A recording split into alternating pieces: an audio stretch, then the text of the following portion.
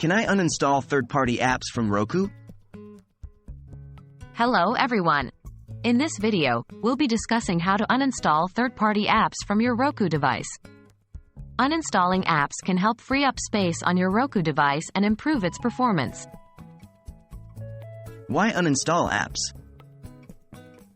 Sometimes, you might want to remove apps that you no longer use or that are causing issues with your Roku device. Uninstalling these apps can free up space and resources, allowing your device to function more efficiently. Can I uninstall third-party apps from Roku? The answer is yes, you can uninstall third-party apps from Roku. The process is quite simple and straightforward, so let's dive into the steps to uninstall an app.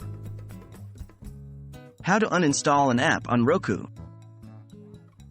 1. Turn on your Roku device and make sure it's connected to the internet. 2. From the home screen, navigate to the app you want to remove. 3. Highlight the app by using the arrow buttons on your Roku remote. 4. Press the star button on your remote to open the options menu. 5. In the options menu, select Remove Channel and confirm your choice.